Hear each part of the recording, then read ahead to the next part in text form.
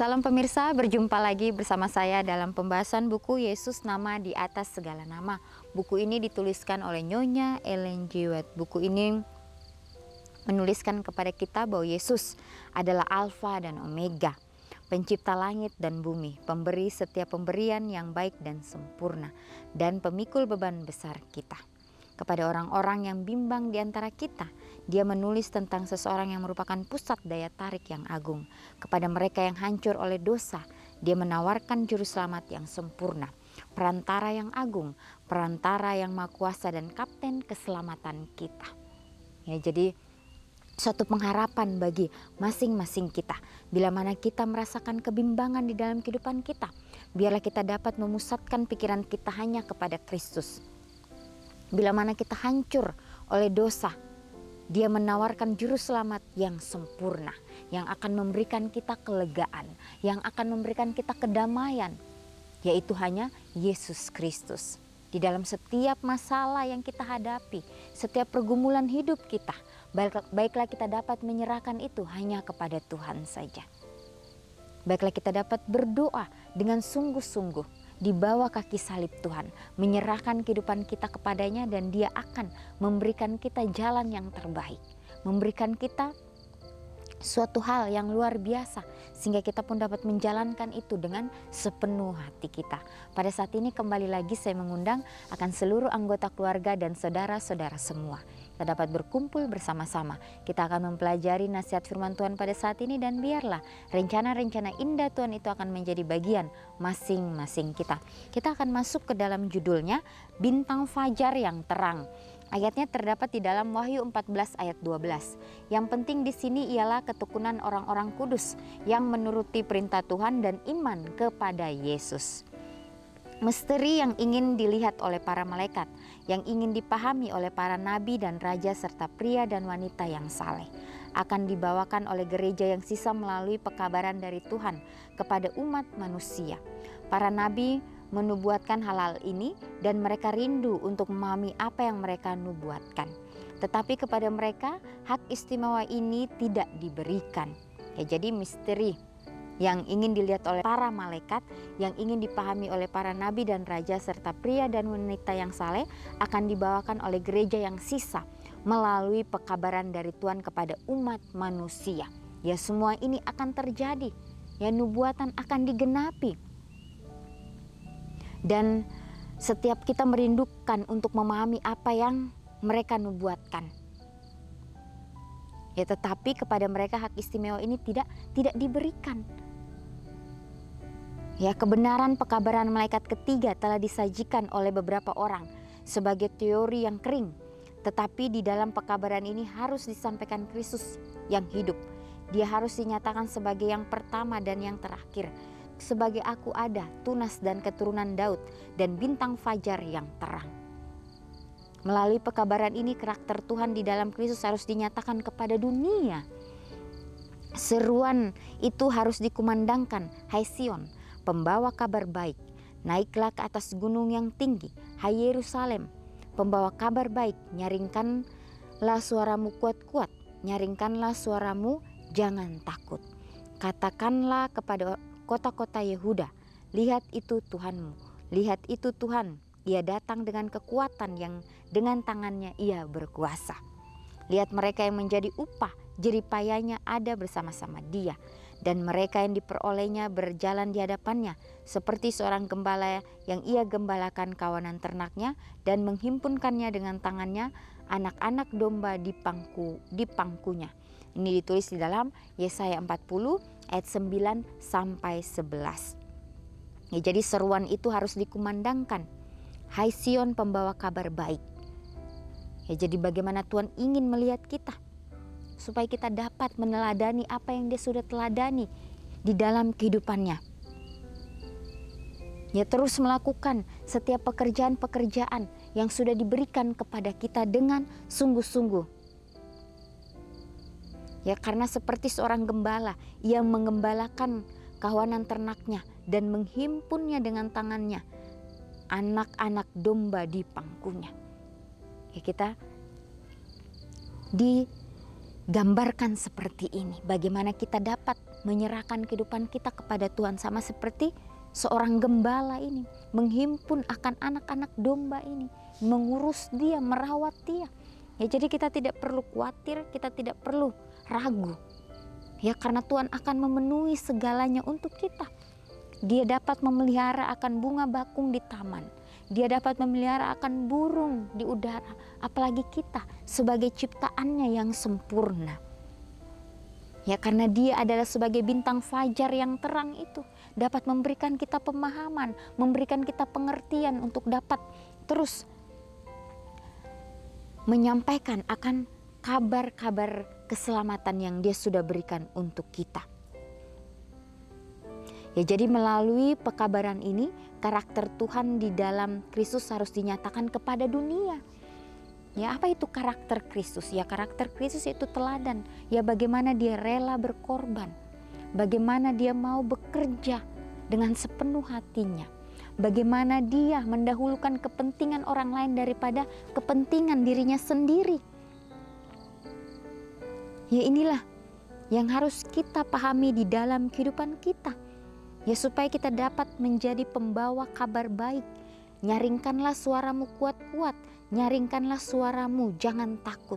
Katakan kepada seluruh dunia bahwa Tuhan adalah kekuatan kita, tangannya berkuasa atas kita. Ya, sekarang bersama Yohanes Pembaptis, kita harus menunjuk kepada Yesus dengan berkata, lihatlah anak domba Tuhan yang menghapus dosa dunia. Yohanes 1 ayat 29. Sekarang adalah waktunya untuk menyampaikan undangan yang belum pernah terdengar sebelumnya. Barang siapa haus, baiklah ia datang kepadaku dan minum. Roh dan pengantin perempuan itu berkata, marilah, dan barang siapa yang mendengarnya, hendaklah ia berkata, marilah. Dan barang siapa yang haus, hendaklah ia datang, dan barang siapa yang mau, hendaklah ia mengambil air kehidupan dengan cuma-cuma. Yohanes 7 ayat 37 dan Wahyu 22 ayat 17. Ya, jadi sebagaimana Yohanes Pembaptis, dia mengatakan kita harus menunjuk kepada Yesus dengan berkata, lihatlah anak domba Tuhan yang menghapus dosa dunia. Sekaranglah adalah waktunya ya untuk menyampaikan undangan yang belum pernah kita dengar. Dan dikatakan barang siapa yang haus, baiklah ia datang kepadaku dan minum. Kita merasakan ya bagaimana kasih Tuhan di dalam kehidupan kita. Ya. Roh dan pengantin perempuan itu berkata, marilah. Dan barang siapa yang mau, hendaklah ia mengambil air kehidupan yang cuma-cuma ini. Ya, inilah bagaimana kita diundang untuk datang. Dia mengatakan marilah. Dapat kita rasakan bagaimana penyertaan Tuhan itu di dalam kehidupan kita masing-masing. Ada pekerjaan besar yang harus dilakukan dan setiap usaha yang mungkin harus dilakukan untuk menyatakan Kristus sebagai juru selamat yang mengampuni dosa. Kristus sebagai penanggung dosa. Kristus sebagai bintang fajar yang terang. Dan Tuhan akan memberi kita kemurahan di hadapan dunia sampai pekerjaan kita selesai. Ya, jadi inilah janji Tuhan. Dia akan memberikan kita kemurahan di hadapan dunia sampai pekerjaan kita selesai. Ya, jadi ada suatu pekerjaan besar yang harus dilakukan dan setiap usaha yang harus kita berikan mungkin harus dilakukan untuk menyatakan Kristus sebagai juru selamat yang mengampuni dosa dunia ini. Ya, jadi Tuhan mengundang masing-masing kita, mengundang Anda dan saya untuk datang kepadanya, untuk menyerahkan kehidupan kita hanya kepada Tuhan. Jadi sini dituliskan renungan untuk lebih kita merenungkan lagi, kapan terakhir kali Tuhan memberi saya bantuan ketika saya mencoba untuk mengungkapkan Kristus kepada seseorang. Bagaimana rasanya mengetahui bahwa Tuhan menggunakan saya untuk membagikan bintang fajar yang terang kepada orang lain. Jadi kita harus merasakan pribadi lepas pribadi, bagaimana berjalan bersama-sama dengan Kristus, bagaimana merasakan akan kasih-Nya di dalam kehidupan kita. Apakah kita sudah menyisihkan waktu kita untuk datang kepada Tuhan, untuk dapat bekerja sama dengan Dia, sehingga kehidupan kita ini boleh berguna bagi sesama kita. Dan kita akan merasakan akan kasih Tuhan itu dalam kehidupan kita setiap harinya.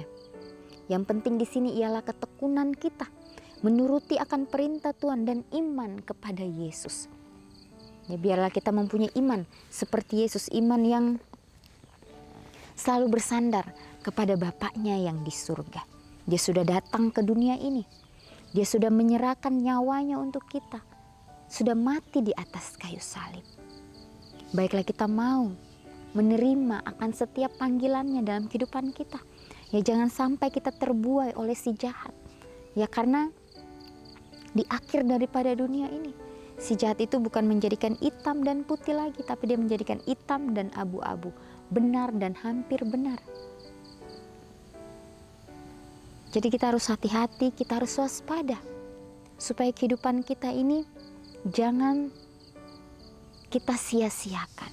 Jangan kita terbuai dengan setiap rayuan daripada si jahat, sehingga kita menganggap bahwa jalan itu sudah benar, tetapi jalan itu akan membawa kita kepada kebinasaan. Ya, baiklah kita dapat memilih sesuai dengan yang Tuhan kehendaki di dalam kehidupan kita masing-masing. Ya, Yesus juga sudah merasakan terlebih dahulu pada saat dia berada di dunia ini. Ujian demi ujian yang dia hadapi begitu berat. Ya, mungkin tidak seberat apa yang kita hadapi saat ini, tetapi Yesus sanggup. Dia dapat melakukan semuanya itu. Dia juga manusia biasa, tetapi dia mempunyai suatu komitmen yang tinggi. Dia menyadari bahwa dia akan menjadi penolong bagi orang lain. Karena dia mempunyai misi, dan misinya ini harus dia capai di dalam kehidupannya. Dan si jahat itu berpikir pada saat Yesus sudah mati, bahwa semuanya sudah berakhir, bahwa dia akan menguasai dunia ini. Tetapi tidak. Yesus bangkit dari kematian. Disitulah setan, bagaimana dia lari terbirit-birit. Bahwa Yesus anak Tuhan itu telah bangkit. Dia sudah mengatakan dialah kebangkitan dan hidup. Disitulah kita diberikan satu pengharapan. Ya, bagaimana Yesus memberikan Roh Kudus itu kepada murid-muridnya untuk dapat menyampaikan akan kabar keselamatan itu kepada setiap orang. Walaupun murid-muridnya awalnya mereka belum mengerti, tapi oleh karena pengorbanan Kristus akhirnya mereka mengerti sepenuhnya misi dari Yesus. Ya, sehingga mereka menerima itu di dalam kehidupan mereka. Ya, walaupun pada saat mereka melayani banyak tantangan yang mereka hadapi, mereka menyadari bahwa inilah yang harus mereka hadapi sebagaimana Yesus.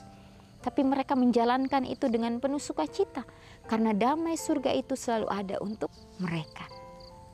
Ya, inilah yang harus kita mengerti di dalam kehidupan kita, supaya kehidupan kita ini juga dapat menjadi berkat bagi orang lain, dapat menjadi pembawa-pembawa damai itu dimanapun kita berada. Jadi inilah yang harus kita pelajari hari demi hari, meminta tuntunan Tuhan supaya dapat menjadi bagian kita masing-masing, sehingga kehidupan kita ini dapat menjadi terang. Ya, sebagaimana Kristus, dia adalah bintang fajar yang terang. Dan kalau kita mempelajari lebih dalam lagi yang mengenai bintang fajar yang terang ini, kehidupan Yesus itu harus seimbang antara apa yang dia katakan, apa yang dia lakukan.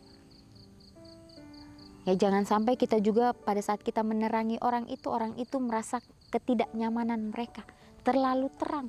Mungkin apa yang kita katakan kepada mereka tidak sesuai dengan apa yang kita praktekkan di dalam kehidupan mereka. Ya, jadi kita juga harus meminta hikmat, kebijaksanaan dari Tuhan, sehingga apa yang kita lakukan ini boleh seimbang. Ya. Di sini juga dikatakan, lihat mereka yang menjadi upah jeripayanya ada bersama-sama dia, dan mereka yang memperolehnya berjalan di hadapannya. Seperti seorang gembala, ia mengembalakan kawanan ternaknya dan menghimpunnya, menjaganya.